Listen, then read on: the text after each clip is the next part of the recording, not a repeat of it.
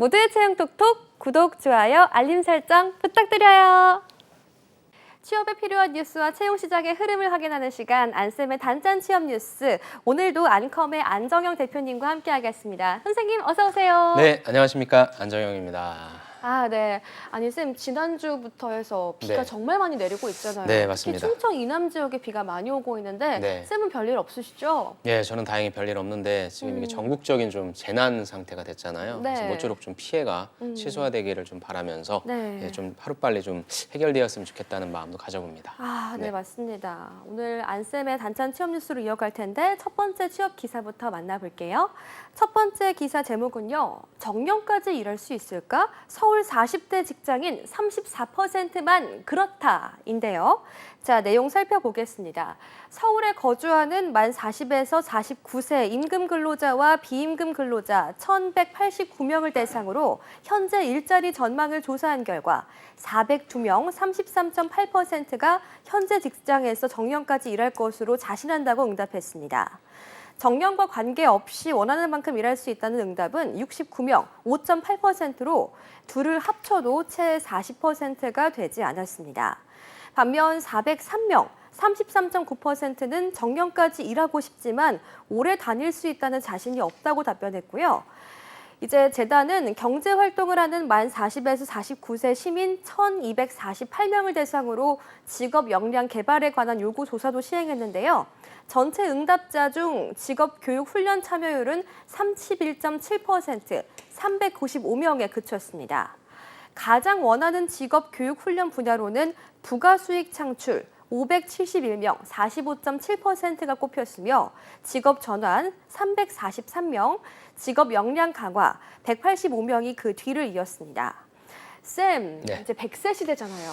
정년 혹은 정년보다 더 오래 일하고 싶은 분들이 많아질 것 같은데요.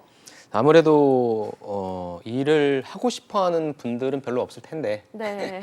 뭐 어쩔 수 없는 상태. 그 다음에 또 일이라고 하는 게 있어야만 네. 또 어떻게 보면 자기 만족이나 네. 동기부여도 될 수 있으니까 그런 분들이 좀 많아지는 건 사실인 것 같습니다. 네. 근데 오늘의 이제 제목이 정년까지 과연 일할 수 있을까라고 하는 거에 대한 질문이었는데 가연 씨는 어떠세요? 가연 씨는 뭐 정년이 정해져 있는 나이는 정해져 있는 그런 직업은 아니겠지만 네. 일하실 수 있을 것 같으세요?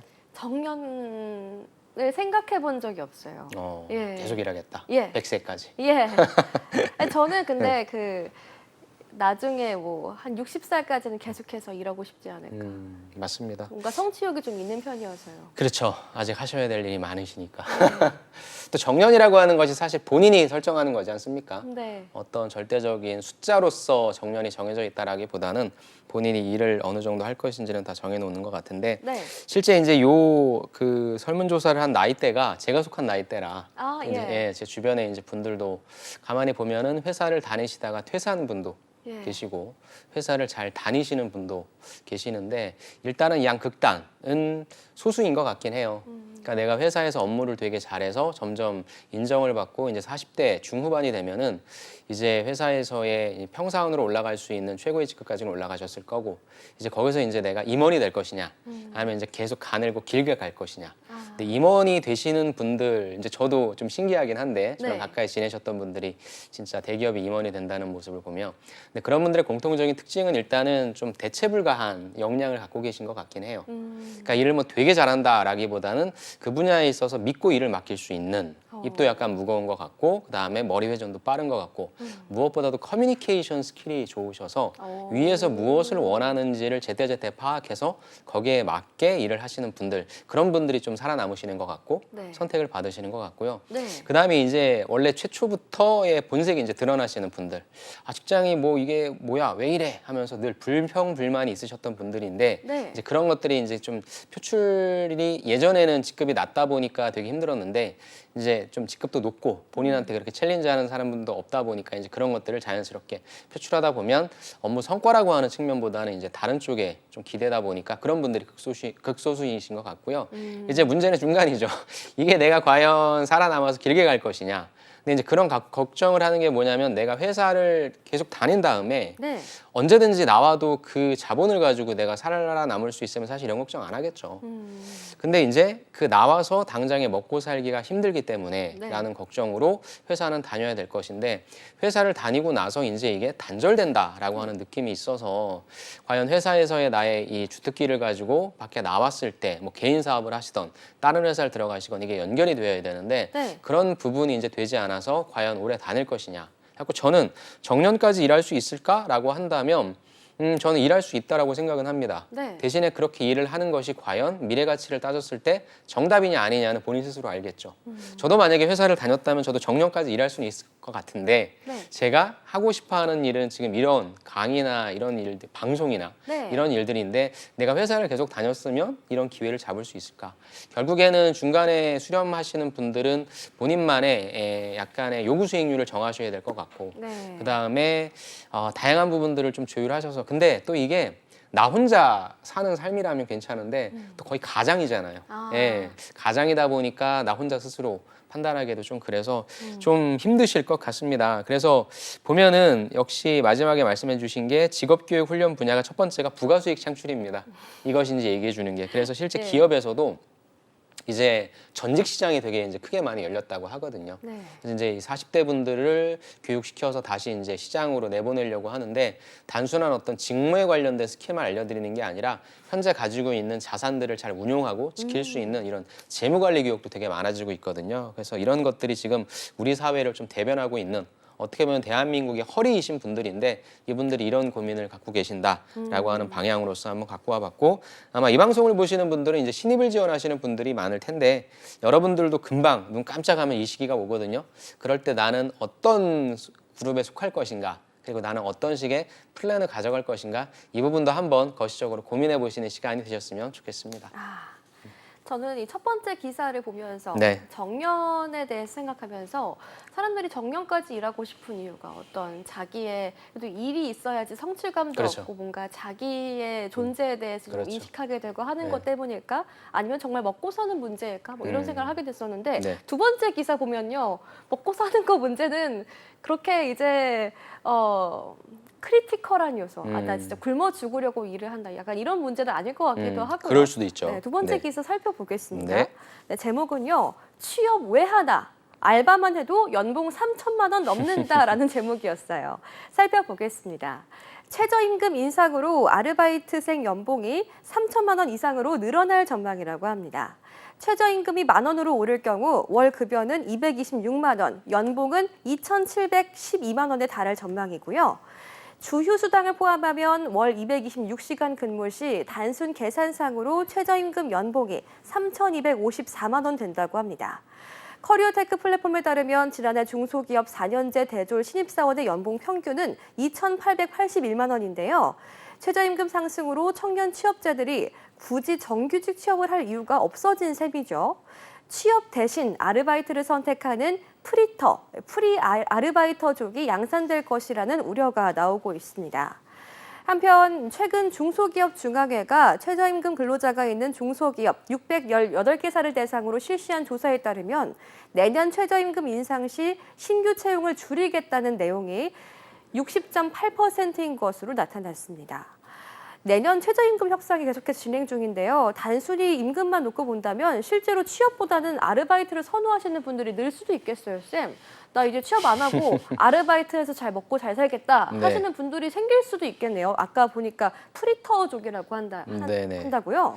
그러니까 일단 뭐 가연 씨처럼 생각하시는 분들이 계시다면 그렇죠. 네. 취업을 굳이 할 필요가 없죠. 예. 중소기업 들어가봤자 3천만 원을 못 받는데 예. 알바만 하더라도 주휴수당 포함하면 3천만 원을 넘게 버니까 그런데 이렇게 버는 알바는 한계가 있죠. 아무래도 우리가 머리를 쓴다라기보다는 육체적인 노동을 해야 되는 부분이기 때문에 네. 지금의 가연 씨는 하실 수 있는데 지금의 저는 못할 것 같습니다. 힘들어서. 그렇다고 한다면 뭐 취업을 하시건 아니면 뭐 알바로 해서 여러분들이 그에 상응하는 돈을 버시건 그건 제가 뭐 상관할 바는 아닌데 저는 이 기사를 가져온 게 네. 그럼 알바를 한다라고 하는 것이 뭔가 좀 안 좋은 거냐 그런 시각은 아닌 것 같고요. 예. 실제 제가 만나본 분들 중에서도 이 취업이라고 하는 것은 어떻게 보면 조직 생활이지 않습니까? 네. 그리고 단순히 내가 일만 해야 되는 것이 아니라 나랑 같이 일하는 사람들의 정서도 같이 좀 살펴야 되는 우리가 흔히 나쁘게 얘기하면 약간 좀 정치도 해야 된다라고 하는 그런 면도 있는데 그런 걸 선천적으로 못 하시는 분들도 계세요. 난 일만 하고 싶어. 예. 일로서만 그냥 평가받고 싶은데 누구한테 가서 인사도 해야 되고 막 뭣도 해야 되고 이런 게 너무 싫은 거죠. 네. 그런 분들 같은 경우에는 저는 조직 생활이 맞지는 않는다고 생각해요. 그럼 그런 분들은 당연히 이렇게 아르바이트만 하셔도 되는데 이제는 좀 세상이 달라진 게 정보가 많아졌기 때문에 아르바이트를 단순한 아르바이트에서 끝내는 게 아니라 여러분들 것을 하실 수 있는 세상이 됐거든요. 그러니까 무슨 말이냐면 제가 만약에 그렇게 조직 생활을 못하는 사람이에요. 근데 저는 개인적으로 소고기를 되게 좋아하거든요. 전 소고기 먹는 걸 좋아해서 그냥 소고기집에서 알바를 할 것 같아요. 예. 뭐 불판도 갈아주고 막 그렇게 할 것 같은데 예. 그냥 거기에서 알바해서 제가 예를 들어서 연봉 3천을 받는다면 뭐 처음에 좋겠지만 굉장히 저는 장사를 잘 되는 가게에 갈 것 같아요. 네. 거기 장사가 잘 되는 가게에 가서 저한테 제일 처음에 하라는 게 뭐 그냥 대기표 하나 나눠줘라. 네. 신발 정리해라. 예. 이제 그렇게 할 것 같아요. 하면서 뭘 보냐면 이 사장님이 어떻게 영업하는지를 볼 것 같아요. 오. 매출 관리를 어떻게 하고 매장 관리를 어떻게 하고 고객들한테는 어떻게 하고 재고 관리는 어떻게 하고 무엇보다도 특히 직원분들한테 어떻게 하는지에 대한 그 경영이거든요. 예. 그러니까 이게 조직이라고 하면 되게 좀 약간 막 거대해 보이고 답답해 보이는데 사실 다 경영 활동을 하고 있습니다. 다 조직 활동을 하고 있고 그러면서 나도 소고기를 되게 좋아하니까 나도 이 사장님과 같은 고깃집을 차릴 거야. 테스트를 해볼 수 있겠죠. 네. 이 사장님은 이런 걸 잘하는데 나는 이런 걸 못하면은 그걸 내가 사람을 쓸 수도 있겠다. 예. 근데 내가 봤을 때 제일 중요한 게 소고기집에서 주방이라면 주방은 내가 배워야 되겠다. 왜? 주방이 없으면 가게가 안 돌아가잖아요. 예. 근데 제일 중요한 게 주방이 아니라 이건 대체할 수 있는 게 있다라고 하면 결국엔 사람들을 대하는 서비스다면 저건 내가 해야 되겠다 등 그 일들을 하시면서 제일 중요한 역할을 내가 할 수 있는지 없는지를 좀 배울 것 같아요. 그렇게 해서 아니 제가 요즘에도 이렇게 컨설팅을 많이 해드리는데 어차피 공공기관 가려고 해도 여러분들 한 2, 3년은 공부만 할 거란 말이죠. 네. 나는 죽었다 깨어나도 2, 3년 동안 공부해도 NCS 점수가 안 올라. 이런 분들은 그걸 왜 하고 있습니까? 안 돼요, 여러분. 마케팅에 당하고 있는 거예요. 뭐 해야 돼요? 네. 나는 사람 만나는 거 좋아하고 알바하는 거 좋아한다면 그쪽 가서 2, 3년 동안 일을 하시면서 시스템을 배우세요. 쌤 아파요. 그럼 2, 3년이 어떻게 되겠냔 아파요. 말이죠. 뼈 세상이 맞았어요. 세상이 바뀌었잖아요, 여러분. 예. 공부만 하는 게 정답이 아니라 공부가 아닌 사람도 있는데 예. 그런 분들은 그럼 내가 그냥 단순한 일을 그냥 열거식으로 하는 게 아니라 나도 나중에 저런 사람 되고 싶다. 그런 정보를 우리가 얻을 수 있는 게 너무 많으니까 저는 그렇게 한번 좀 커볼 것 같습니다. 그러면 진짜 내가 경영 활동을 하게 되는 거 오히려 조직 생활보다 더 조직 생활 같은 그런 것도 할 수 있으니까 혹시나 여러분들이 알바를 하신다면 단순히 회피식으로 그다음에 야 기업 가면 뭐 하냐 그냥 가서 3천만 원도 못 받는 걸 이게 아니라 예. 가서 나만의 스킬을 좀 쌓자는 차원에서 또 세상이 얼마나 무섭고 힘든지를 직접 경험하시면 오히려 2, 3년 동안 공부하시는 분들보다는 훨씬 더 강한 멘탈과 체력을 가지실 수 있으니까 예. 저라면 그렇게 스타트 해보는 것도 좀 추천드리고 싶습니다.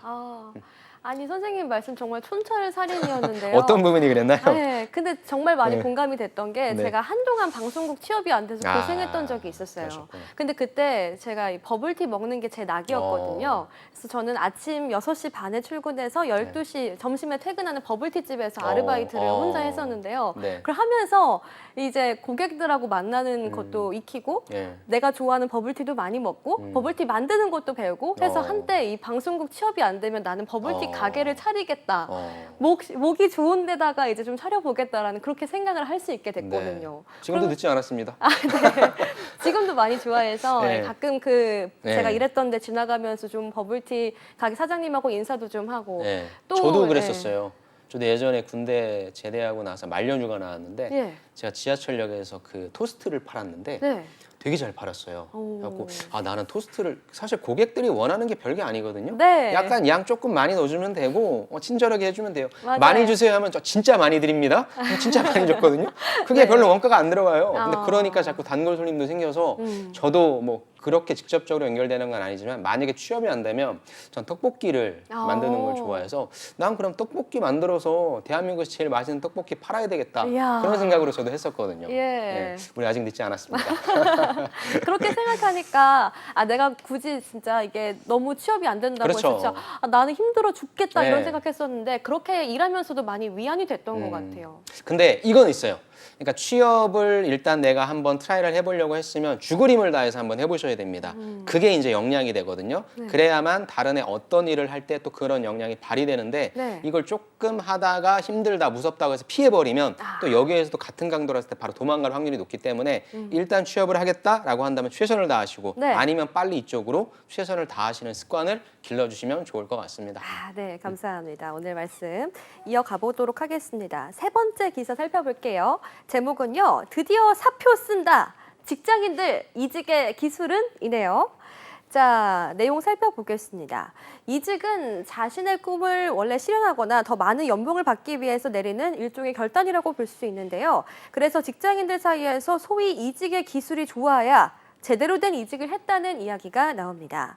통계청의 2021년 일자리 이동 통계 결과에 따르면 2021년 일자리를 옮긴 근로자의 62.5%가 임금이 증가했습니다. 반면 이동한 근로자 중 36.4%는 임금이 감소한 것으로 나타났습니다. 이렇게 임금이 줄어들 수도 있지만요. 취업 플랫폼이 최근 남녀 직장인 653명을 대상으로 여름 휴가 계획을 조사한 결과 직장인 10명 중 4명이 여름 휴가 기간을 이용해 이직을 준비할 계획인 것으로 나타났고요.